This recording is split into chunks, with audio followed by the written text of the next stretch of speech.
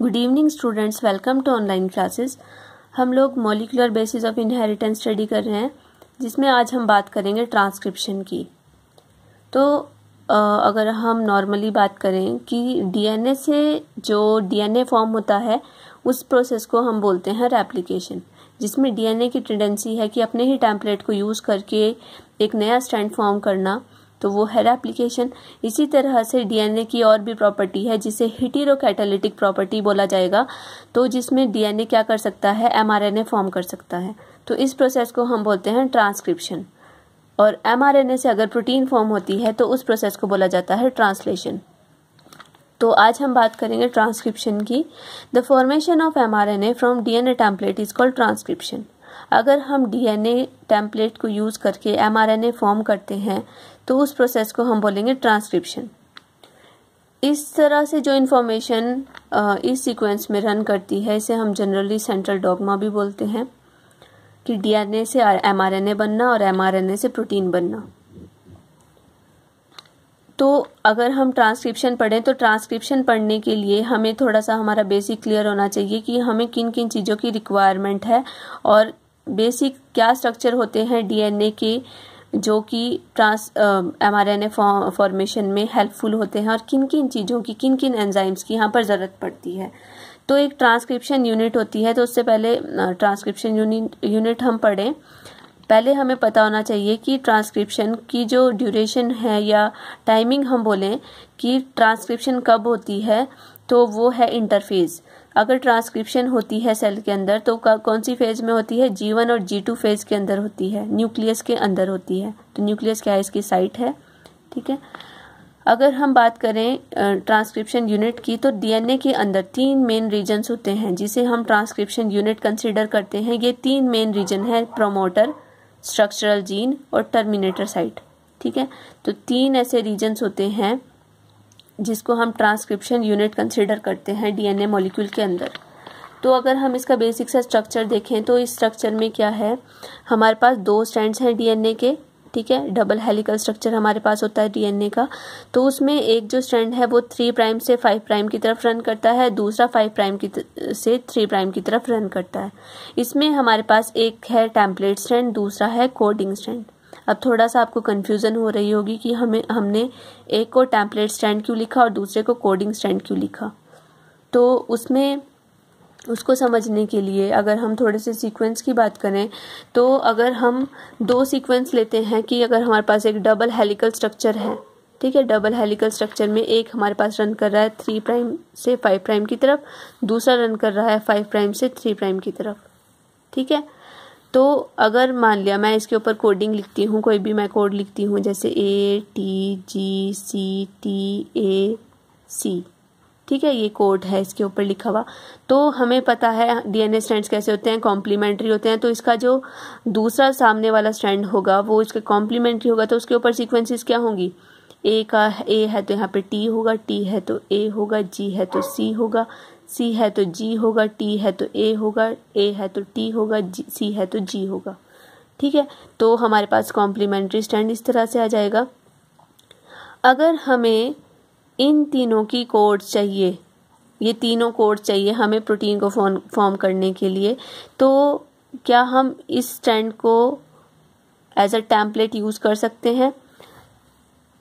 देखते हैं, अगर इसका कॉम्प्लीमेंट्री स्ट्रैंड हम बनाएं तो उस कॉम्प्लीमेंट्री स्ट्रैंड में सीक्वेंस क्या आ जाएगी। इस तरह से मैं इस डायरेक्शन में इसको बना रही हूँ। तो T का कॉम्प्लीमेंट्री यहाँ पे क्या बनेगा, A का बनेगा, वैसे T होता है लेकिन अगर एमआरएनए फॉर्म कर रहे हैं तो AU होगा, C का G होगा, G का C होगा, A का U होगा, T का A होगा और G का C होगा।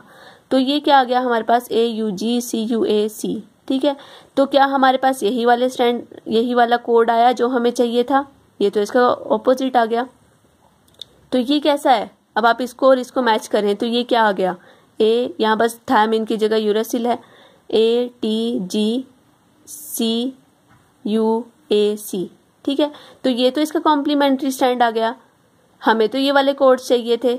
तो क्या हम इसी को एज अ टेम्पलेट यूज़ करेंगे, नहीं। अगर हमें ये वाला कोडिंग स्ट्रैंड चाहिए तो हम टेम्पलेट किसको यूज़ करेंगे, इसको। अगर हम इसके ऊपर mRNA फॉर्म करें तो हमारा mRNA इसके जैसा आएगा।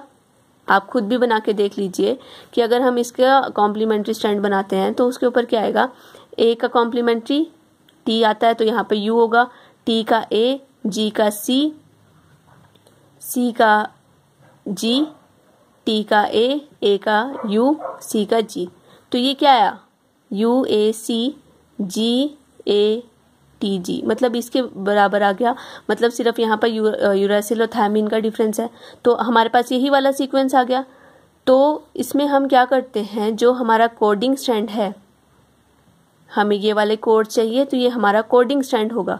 लेकिन इन कोड्स को की रिक्वायरमेंट के लिए हमें टेम्पलेट किसको यूज़ करना पड़ेगा, इसका सामने वाला कॉम्प्लीमेंट्री स्ट्रैंड को। ठीक है, तो ये क्या हो गया हमारा टेम्पलेट स्ट्रैंड, और ये क्या हो गया हमारा कोडिंग स्ट्रैंड। और एक बात और आपको याद रखनी है कि हमेशा जो टेम्पलेट स्ट्रैंड होता है उसकी डायरेक्शन 3 प्राइम से 5 प्राइम की तरफ होती है, क्योंकि जो हमारा नया mRNA बनेगा वो 5 प्राइम से 3 प्राइम की तरफ बनेगा। तो 3 प्राइम से 5 प्राइम वाला अगर हमारा स्ट्रैंड है तो उसका कॉम्प्लीमेंट्री तभी बन सकता है 5 प्राइम से 3 प्राइम की तरफ। ठीक है, तो ये क्या होगा हमारा टेम्पलेट स्ट्रैंड, जिसको हम टेम्पलेट की तरह यूज़ करेंगे और इससे हम mRNA बनाएंगे जो कि इस कोडिंग स्ट्रैंड के जैसा होगा। ठीक है, तो एक हमारा टेम्पलेट स्ट्रैंड होता है, दूसरा कोडिंग स्ट्रैंड होता है। इसके अलावा अगर हम साइट्स देखें तो हमारे पास एक होती है प्रमोटर साइट, बीच का हमारा स्ट्रक्चरल जीन है, फिर है हमारी टर्मिनेटर साइट। जो प्रमोटर साइट है, प्रमोटर साइट में क्या है, स्पेसिफिक सीक्वेंस होते हैं। यहाँ पर पर्टिकुलर सीक्वेंस होता है। जो मोस्ट कॉमनली यूज सीक्वेंस है वो है हमारा TA, जिसे हम बोलते हैं टाटा बॉक्स। ठीक है, ये हमारा सबसे कॉमन प्रमोटर साइट है। ठीक है, अगर हम 3 प्राइम एंड की बात करें तो इसके लिए हम वर्ड यूज करते हैं डाउनस्ट्रीम, और 5 प्राइम की तरफ हम वर्ड यूज करते हैं अपस्ट्रीम। तो यहाँ पर जो प्रमोटर साइट है तो इसे हम बोल सकते हैं कि प्रमोटर साइट की डाउनस्ट्रीम पर जो टेम्पलेट स्ट्रैंड है, टेम्पलेट स्ट्रैंड की डाउनस्ट्रीम पर प्रमोटर साइट है, और कोडिंग स्ट्रैंड की अपस्ट्रीम पर प्रमोटर साइट है।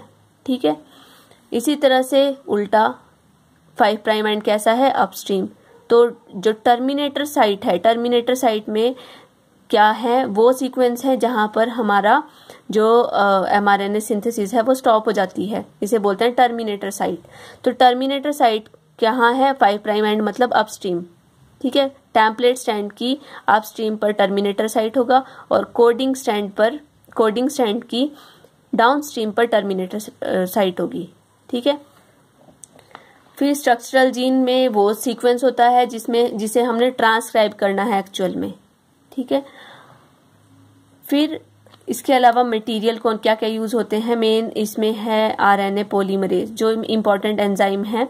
अगर हम प्रोकैरियोट्स की बात करते हैं तो उसके अंदर सिंगल RNA पॉलीमरेज होता है जो हर तरह के RNA फॉर्म करता है। यही rRNA फॉर्म करता है, यही tRNA फॉर्म करता है, और यही mRNA फॉर्म करता है। ठीक है, तो RNA पॉलीमरेज प्रोकैरियोट्स के केस में सिंगल RNA पॉलीमरेज होता है जो कि तीनों तरह के rRNA फॉर्म करता है। लेकिन अगर हम यूकैरियोट्स की बात करें तो यूकैरियोट्स के केस में 3 RNA पॉलीमरेज एंजाइम्स होते हैं। RNA पॉलीमरेज 1 rRNA फॉर्म करता है, RNA पॉलीमरेज 2 HNRNA यानी कि हेटेरोजीनस RNA यानी कि mRNA फॉर्म करता है, और RNA पॉलीमरेज 3 tRNA फॉर्म करता है। अगर हम बेसिक सा स्ट्रक्चर देखें RNA पॉलीमरेज का, तो RNA पॉलीमरेज में 5 सब यूनिट्स होती हैं। ये जनरली हम प्रोकैरियोट्स की केस में बात कर रहे हैं कि इसके अंदर 5 सब यूनिट्स हैं। वैसे यूकैरियोट्स में भी ऐसी 5 यूनिट्स होती हैं, alpha, alpha dash, beta, beta dash और ओमेगा। ये तो बनाते हैं कोर एंजाइम। इसके अलावा 2 और फैक्टर्स होते हैं जो इससे अटैच करते हैं, लेकिन डिपेंड करता है कि कब उसके अटैचमेंट की जरूरत है और कब डिटैचमेंट की जरूरत है।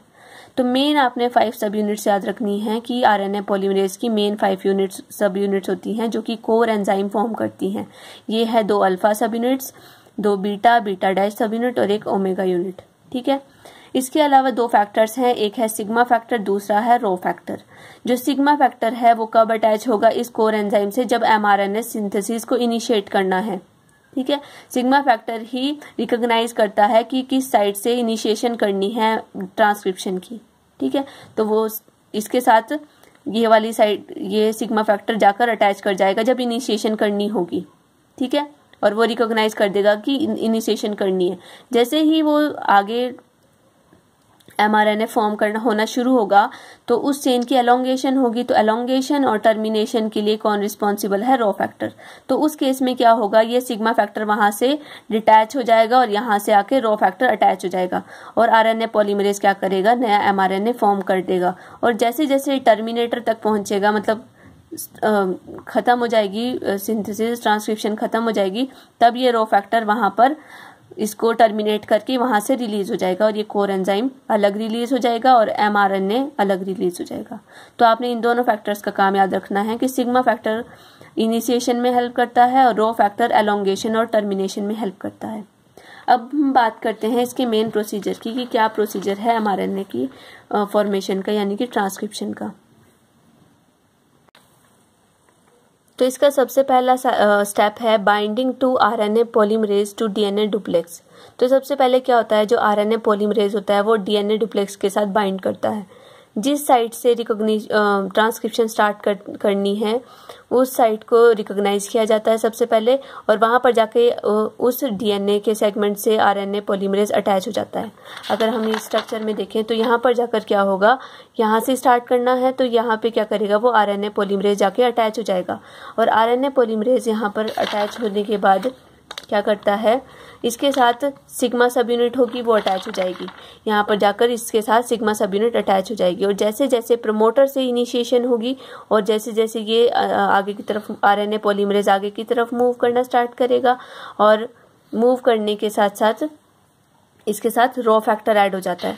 तो फर्स्ट स्टेप तो आपने याद रखना है कि सबसे पहले क्या होगा, जो RNA पॉलीमरेज है वो जाकर DNA के डुप्लेक्स के साथ अटैच हो जाएगा। दूसरा है exposure of RNA basis. RNA polymerase moves along the DNA and causes unwinding and splitting of DNA duplex at the transcription site। अब RNA पॉलीमरेज क्या करेगा, DNA के ऊपर मूव करेगा और साथ साथ उस DNA के को स्प्लिट करना और उसकी अनवाइंडिंग करना स्टार्ट कर देगा। कभी भी ऐसा नहीं होता कि पूरा DNA ओपन होगा, बस एक साइड से वो ओपन होता रहेगा, उसके बीच के जो बॉन्ड्स हैं वो कट कर दिए जाएंगे, उनको सेपरेट कर दिया जाएगा और उसके ऊपर mRNA फॉर्म होता जाएगा और आगे आगे मूव होता जाएगा। और RNA जो बेसिस हैं उसके वो एक्सपोज होते जाएंगे ताकि जो एटमॉस्फेयर में उसके न्यूक्लियोप्लाज्मा के अंदर जितने और RNA का जो रॉ मटेरियल है वो वहाँ से मिलता जाए और वहाँ पर वो ऐड होता जाए नए RNA में। फिर है बेस पेयरिंग। बेस पेयरिंग में क्या है, the ribonucleoside triphosphates namely ATP, GTP, CTP, UTP floating free in the nucleus serve as the raw material and these are activated by phosphorylase enzyme। जब हमने DNA रेप्लिकेशन पढ़ी थी तो replication के अंदर भी आपने ये चीज़ देखी थी कि जो ये न्यूक्लियोसाइड्स होते हैं ये मोनोफॉस्फेट्स की फॉर्म में होते हैं और इनको फॉस्फोराइलेज क्या करता है, एक्टिवेट कर देता है। अब हमने नया mRNA फॉर्म करना है पूरा नया DNA के ऊपर, तो DNA के ऊपर mRNA फॉर्म करने के लिए उसमें नए नए न्यूक्लियोटाइड्स ऐड करने पड़ेंगे, न्यूक्लियोसाइड्स यहाँ पे ऐड करने पड़ेंगे।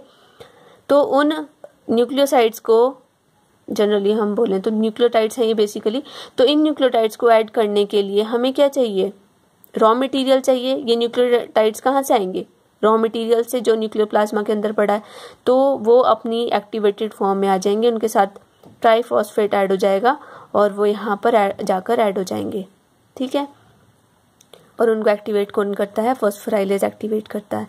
लेकिन जब वो ऐड होते हैं तो ऐड होने के साथ जैसे ही वो ऐड होंगे वहाँ से क्या होगा, जो फॉस्फेट ग्रुप्स हैं वो वहाँ से रिलीज हो जाएंगे। ठीक है, रिलीज होंगे और साथ में एनर्जी रिलीज होगी। ठीक है, वो एनर्जी ही वहाँ पर यूटिलाइज होती है उसके एडिशन में। तो ये नेक्स्ट स्टेप है हमारा कन्वर्जन टू राइबोन्यूक्लियोसाइड मोनोफॉस्फेट्स।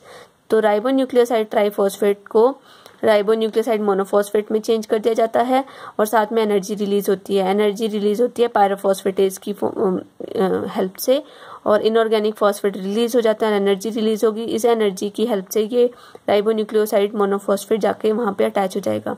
ठीक है, नेक्स्ट स्टेप है हमारा सिंथेसिस ऑफ mRNA चेन। अब mRNA चेन सिंथेसाइज होनी है तो फिर क्या होगा, जैसे हमने पहले भी देखा कि जो हमारे स्ट्रैंड्स हैं, स्ट्रैंड्स के पास RNA पॉलीमरेज अटैच कर चुका है, सिग्मा फैक्टर वहाँ पे आ गया था। सिग्मा फैक्टर से अब क्या है, रो फैक्टर वहाँ पर आएगा, वो एलोंगेशन करेगा। एलोंगेशन किसकी, RNA पॉलीमरेज ही करेगा। ठीक है, और वो क्या करेगा, जो जितने भी न्यूक्लियोसाइड्स पड़े हैं न्यूक्लियोप्लाज्मा के अंदर उनको वो ऐड करता जाएगा और इस तरह से जो mRNA है वो फॉर्म हो जाएगा। इस प्रोसेस में मैग्नीशियम आयन और मैंगनीज आयन बहुत इंपॉर्टेंट रोल प्ले करते हैं। ठीक है, इसके अलावा फिर क्या होगा, mRNA की चेन पूरी लास्ट तक फॉर्म हो जाएगी जब तक टर्मिनेशन साइट नहीं आती। टर्मिनेशन साइट पे रिकॉग्नाइज करके वो mRNA सिंथेसिस वहीं स्टॉप हो जाता है और जो mRNA है वो सेपरेट हो जाएगा।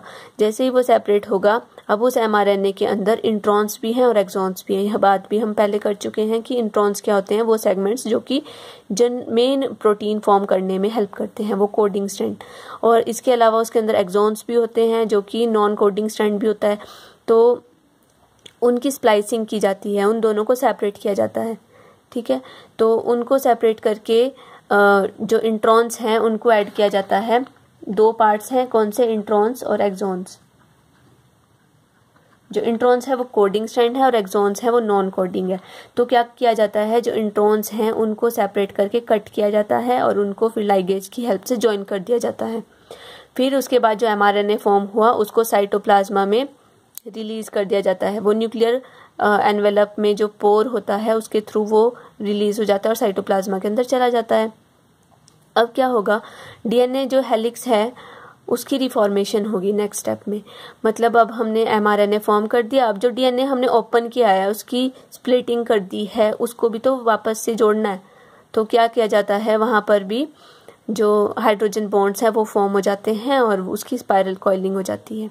ठीक है, तो इस तरह से जो DNA है वो भी बंद हो गया और mRNA भी नया फॉर्म हो जाता है।